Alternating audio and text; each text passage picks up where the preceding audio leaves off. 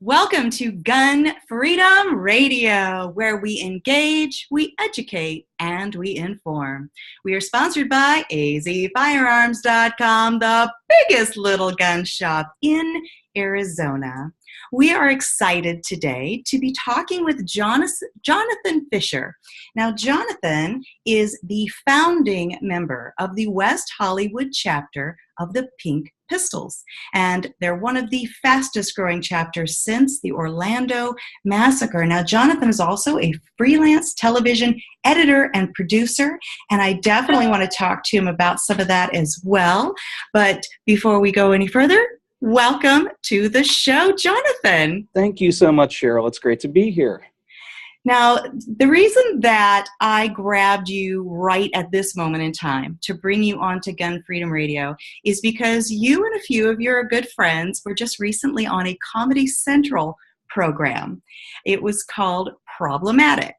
And I'm going to let you tell me what the host name is because I'm afraid I'm going to mispronounce it. It's Moshe Kasher, who is a stand-up comedian and convinced Comedy Central, I suppose, last year to give him enough money to create a TV show. And so far, I really think that the show came out very, very well, and it was a very positive thing. And I got to be on television with my friends, and we got to kind of go through and kind of explain our position on the Second Amendment and on gay rights and gun rights. Well, I thought it was like when I first saw on Facebook that the link came through, I kind of held my breath because I thought, oh my gosh, Comedy Central, I don't really know if they're sort of liberal leaning politically speaking, but so many, entertainers are. Yeah, and I thought, oh, this could just go so badly. But because of who shared it with me, I thought it must have gone well, But you just always kind of hold your breath thinking, are they going to just, come in for the kidney punch because we put ourselves out there and we're talking about, the big, bad, evil 3-letter word, gun. But I thought it was very entertaining, very well done. And I did not feel like we, the American firearm owner, was the butt of the joke. There were a couple of cute little barbs, but I didn't feel like, oh, that was uncomfortable. This was a risk. This was a calculated risk that we all took. The four of us took. We had Piper and Carissa come up from San Diego. We had Chris Chang, that the firearm community just adores because he really is just a very kind soul in the gun community, and he's no stranger to the gun community. And God bless him, he actually blew about $400 and got a last-minute flight all the way down to Burbank Airport just for the day. And I just picked him up, and I was like, "Wow, that's commitment." This was a risk to take for a lot of reasons, and we realized that it was a calculated. I think that as I said before, it was a calculated risk that we thought, even though that they were definitely not a pro-gun TV show, that they may give us a fair shot. And obviously we signed NDAs, but I will offer just the suggestion that, of course, they filmed us for far longer than just a 3.5-minute piece. So being a television editor, out there. there's so much more. Yeah, I mean, we were shooting for almost 2 hours. So, if you're really talking about that from being a pretty deep well of footage, I knew that there was a chance that we could be misportrayed, even just slightly. And that was not really the case. That was not the case at all. See, that's wonderful. And I am going to play a little clip of that in just a second. But even, having a radio show called Gun Freedom Radio, I do a lot of relationship building before I even ask guests to come on. Just so that they fully know and can relax and trust that, I'm not here to make anybody uncomfortable or look bad. And that's just not always the case with any kind of media. And so when somebody even comes on my show that I know how safe it is, I just feel like, God bless you. And thank you so much for putting yourself in a potentially uncomfortable situation. And then here you and we barely exchanged a couple of emails and you're like, yes, I'm in. I'll come on. I'm like, God, you were so amazing. Thank you so Well, much. you're very welcome. Yeah. Again, I had a feeling that it would be a little bit more of a relaxed atmosphere on a show like this. Yes. I will say that, truth be told, that at one point I did kind of pull my hands up from my thighs, and I realized that there were these two sweat prints of my hands on my on my khakis, and I was like, "Dear God, this sweat factor is a real thing." Anyway. All right, let me play this clip real quick from the Problematic with Moshe Kasher. Yeah. All right, here we go. Sex Pistols. Check it out. So tell me, what are the Pink Pistols? Pink Pistols is a national LGBT self-defense organization. We're heavily focused on training the LGBT community in armed and unarmed self-defense. For a lot of people, Orlando made individuals question, do I need a firearm for self-defense? Mm-hmm. You know, when seconds count, the police are often minutes or hours away. A 100-pound female has a chance against 4 linebackers if she's carrying. Seems like an oddly specific situation. Would you consider yourselves politically liberal, conservative, or neither? My views are probably some of the ones that line up with the gays from the 60s and 70s, where it's like, hey man, look, mom and dad kicked you out. You know, no one wants you. You're going to have to move to the city, kid, and you're on your own. But this is the opening scene from Ramp. Is that right? Yes, it is. How does it go? 525,600 minutes. The cops will take to get to you. That's why I own a gun.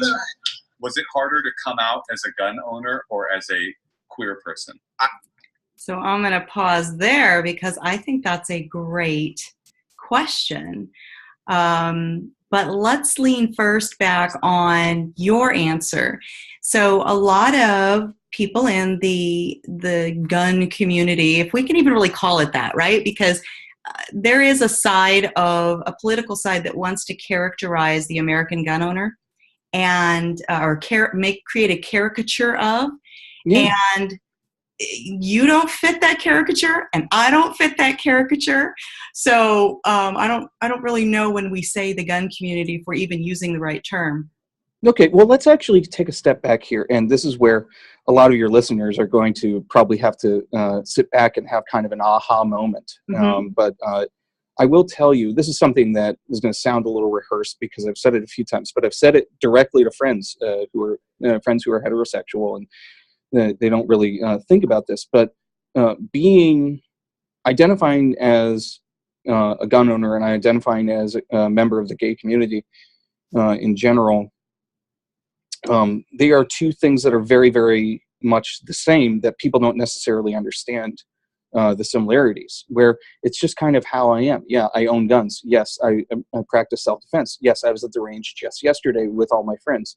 Yes, all of my friends are completely different from one each other. It's like, you know, we've got the big Egyptian guy, we've got the sassy black dude, we've got the newer gun owner who's like a straight guy. We've got all these. We have every color, creed, nationality, gender. We have everybody at any range, and any gun owner will tell you that there's no typical gun owner. We know that is BS. That the caricature of that anyone who's against guns likes to portray is BS. That doesn't exist. At the same time, there's no typical member of the gay community. At the very same time, there's nothing like that. People tell me all the time, in a sense that's not necessarily rude, but it does kind of come off a little bit rude. They say, well, you're not a very typical gay guy. You know, you don't talk with a list. You don't seem gay. You know, you drive this giant Jeep Wrangler that was a third life crisis that you picked up for $40,000. You know, all these things that, you know, it's not to say I take it as a compliment necessarily or even an insult, but I just kind of chuckle now. And maybe it's the fact that now I'm a little bit older and the outrage theatrics are long behind me at the age of 39. But I just think that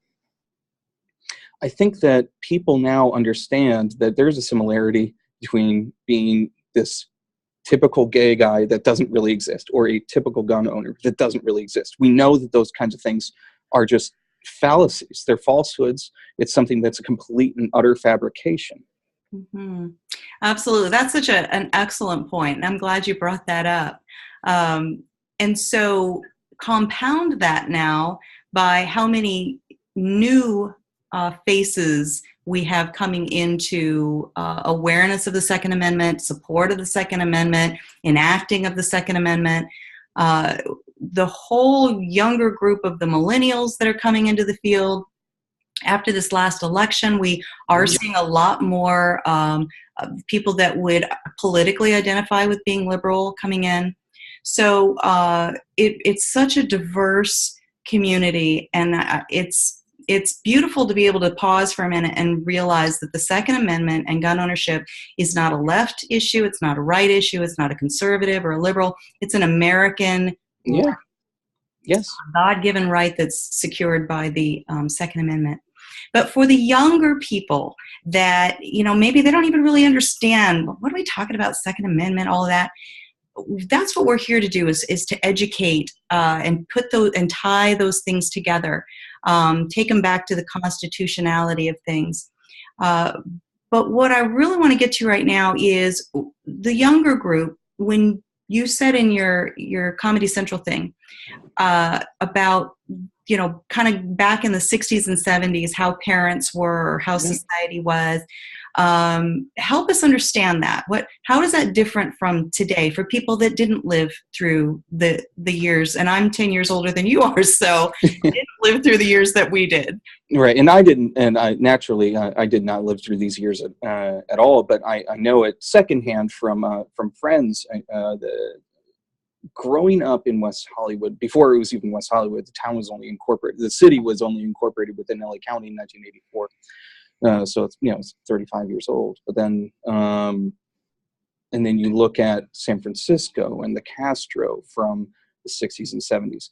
The reason the gay community became so strong was not because of some sort of marionetting from the Democrat Party or anything like that. It was not really the case. That wasn't until even deep into the specter of AIDS that was taking so many of our brothers and sisters. But I think if you look back at the history of it, if you look back at how, say, Stonewall happened in New York, the Stonewall riots, these were people who had nothing. They would come from backgrounds of very conservative families. I come from a very loving family. I don't know what it's like to be kicked out of your house, but I can damn well imagine it. Mm.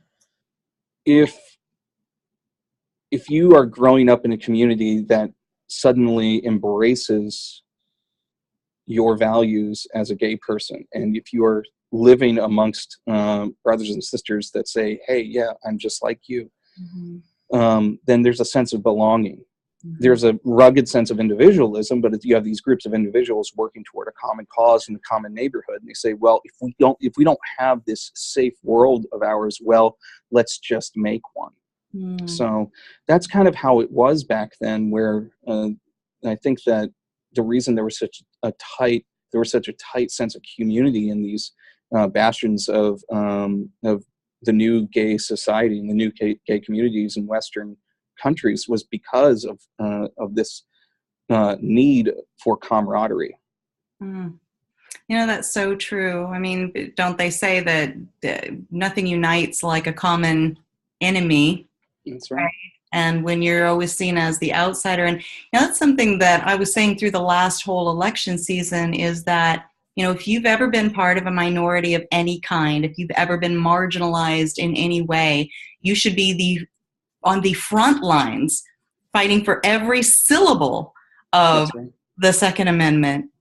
And so I think that people are understanding that. And maybe, and you'll have to tell me this, but his next question in the Comedy Central thing was, which was harder, coming out as gay or coming out as a gun owner? And you each had interesting answers to that. And so from your perspective, your personal experience and then your perspective, what would you say about that? I think that coming out as a gun owner to liberal friends is still difficult to this day. And it's something that obviously it's an ongoing thing. Coming out as gay to family and friends was probably the darkest chapter of my adult life. It was difficult because what you're really saying to that person that who loves you is, I don't think that people can really appreciate it until I say that, yes, what you're saying to that person is that I love you, you love me, but I've been lying to you for much of my life about something very important, and you can't take that back, right? No matter what. Yeah. So that's hard. That is hard, and something that I think that for the people who had very easy coming out stories, well, good for them. But for me, it was that was hard. That was really hard on my family. I think so. Yeah. No, I haven't walked that walk. I haven't lived that life. But when I was in college, I had a friend who was just so dear to me, and it took probably a year and a half before we were out for drinks as a group one night, and he had enough alcohol that he got up the nerve and he's like, okay, and I'm gay. And I thought, it just broke my heart, because first of all, I was like, well, duh, I knew that. And second of all, it just made me sad to think that, he walks around with this whole part of him that he feels the need to keep silent and hidden. And then I get to just walk around and be whoever I am. Yeah, that's true. And but it made me sad. It does, but then at the same time, I can flip it around to the gun owner, and it's very similar to concealed carry, where no one else knows that you're carrying, especially if you're doing it right. Yeah. So it's the similarities. I know that it sounds like I'm very biased toward this issue, but the similarities really are there. They really are there, especially if you're somebody who has who really values the Second Amendment, and you're in an area where people just make assumptions about gun owners, and you just kind of have to keep your head really low, and you don't want to really pipe in on anything, but it gnaws at you. And it's the same thing as if people are kind of behind enemy lines, so to speak, and they're in an area that's where you're hearing a lot of slurs against gay people, and you don't know what to do. You kind of have to, you keep your mouth shut until you don't. Yeah, that's interesting. So let's talk about the West Hollywood chapter of the Pink Pistols. I said in the lead-in, it's one of the fastest growing chapters since the Orlando massacre. Talk to us about that. What does that mean, the fastest growing chapter? What kind of success have you had? Well, we decided I think that it was the fact that we struck while the iron was hot. We struck while the nation was still reeling from such a revolting experience. Mm-hmm. And I think that it was just some clever posts on social media that just made it so viral. And we also used calguns.net, which is just a vibrant gun community that is actually now, they work on litigation against the state. So now they're a very successful nonprofit. And we used all these forums and channels and Facebook, and we just kind of got very lucky. And the membership just rose precipitously, so much so that we realized that we would never really be able to house all the members if any of them wanted to show up in one location. That is a great problem to have. Yeah, it's a great problem to have. But, we have had some very successful shoots. We try to always have more. It's hard to always nail down a place that can take, potentially dozens of people or something. And we try to get people to RSVP, but so far the ranges really love us. And we're always respectful. And especially we're always very safe. So the gun community loves us. And we've never really experienced any kind of a slur or any kind of a slight against any of us. They love us. That's fantastic. And I think that it's so wonderful that right from the first time I ever even heard about the Pink Pistols, it was made very clear to me that you don't check ID at the door to make sure that everybody that joins is of the LGBTQ community. Right. You say all are welcome. All are welcome. And so I think it's just even implied then, since all are welcome, play nice, you know? Yeah, we do. Yeah, I mean, the leader of the leader of the North Hollywood chapter, Leia, is a straight woman who's married and has two just adorable sons. But you know, she was deeply affected by Orlando, and she was an activist, and she decided to go and found a chapter, even though she's not necessarily a member of the community, but a friend of it. Mm-hmm. So of course, yeah, it's the Pink Pistols. We I think that gay people have been excluded enough from certain things growing up in life. Sometimes, you know, we think that being inclusive matters. Yeah, absolutely. Well, I really respect that. So we're running a little tight on time, but I just wanted to talk a little bit about your journey into guns. Was this something that came about because of the Orlando shooting? Was it something that came about because you felt unsafe as an adult? Were you raised around guns? Kind of take us through whatever your personal journey was. Sure. Yeah. In brief, let's see. I mean, I learned how to shoot in the Boy Scouts, so I've been shooting since I was 12 years old. And then I also, of course, practiced on BB guns in the interim of that, and then became a gun owner. I think a little after college, officially, and there's still guns in my parents' house as well, of course. But I'm really kind of no stranger to firearms. The thing that was kind of funny was after we founded the chapter, there were a lot of new firearm owners who were members of the gay community, and I thought that was actually that was great. They definitely needed training; it was fine, but there was kind of a stereotype that we were encountering with a lot of the trainers and potential trainers, and God bless them, but they kind of all were making assumptions that every one of us was a new gun owner. And I said, well, no, I've owned guns for decades, but you know, that guy over there just bought a Glock like 2 weeks ago, so maybe you should really, you know, focus on him. But you know, they couldn't believe that some of us had been shooting for decades. That's so funny how, you know, we just get these ideas in our head, and yeah. But you know, that's an eye-opening experience for that person. So I think that's still a plus. You know, maybe they'll it definitely is. Inquire first, seek first to understand, and then, you know, open your mouth before your foot goes in. So your other life, your freelance television editor and producer hat that you wear. Yes. I noticed on your Facebook post that you wrote on there that you had been part of BattleBots. So I immediately shared that with my son-in-law, and he geeked out entirely.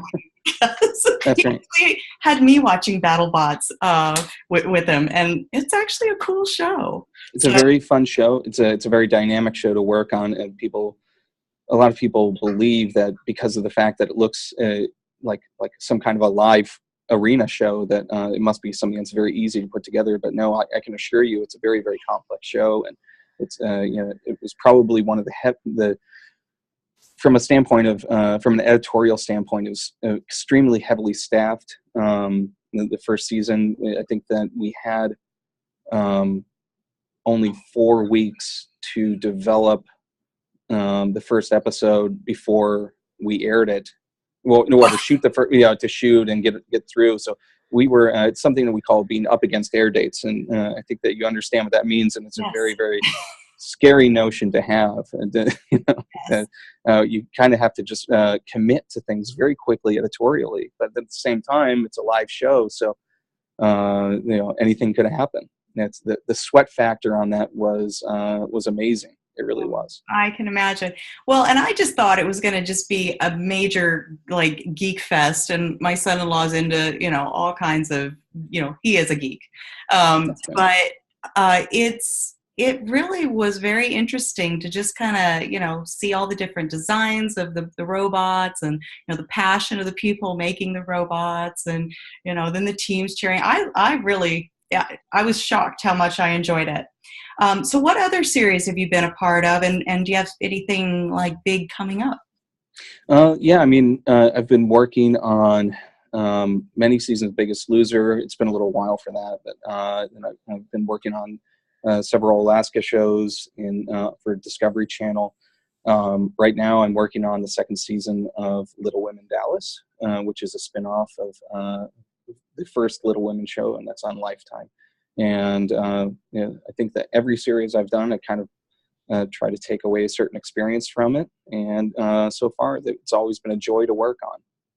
So fun. So, like, specifically, what do you do? Like, what does that mean when I say you're editor and producer? So, editor is the one that, like, ends up slicing and dicing and throwing things on the cutting room floor, right? That's right. Yeah, technically, I'm normally credited as an editor. But the editors for unscripted series, it's a very unique job because there is not really any kind of a script to speak of. We have to work with, it's called a story team, and then they start to whittle down these several thousand hours of footage that we have down to a more manageable length, and then we kind of whittle down even more from there and break out the pacing and trying to actually focus on getting the character arcs right for each hour of television. And it's a very fast-paced job, and similar to being a gun owner, it actually takes a certain degree of precision and muscle memory every single day, or else you're just not going to go home until 10 p.m. So you have to learn. It's obviously very technical. You have to learn a lot of commands very, very quickly, and it just becomes a part of your hand. That's very cool, and I love how you tied those two things together. So we have to run, but I definitely want you to tell people how can they, follow you or follow your chapter of the Pink Pistols, because I know that people are going to want to, pull into community, and that's one thing that people don't. A lot of the people on the other side of the argument about whether guns are good or bad, they don't understand what a community is built around hunting together, taking training together, all those sorts of things. So how can folks reach out to you in Pink Pistols? Sure, Cheryl. Well, you can find us anytime at pinkpistols.org and find some local chapters there. But some of the better ways we've noticed lately in the last couple of years to connect with your local chapters to find them on Facebook. So I would recommend to anybody who's living near a chapter to just find them on Facebook. And if there's a chapter that's not even really near you, then you can contact the national board and figure out a way to make your own. I like that. There's a challenge in there. That's what challenge in there. Right? Don't wait for someone else to do it. Step up like you did. So, thank you very much. Thank you so much, Jonathan Fischer of the West Hollywood chapter of the Pink Pistols. Thank you so much for being here with us today. Thank you, Cheryl. That was wonderful. Thank you. Thank you.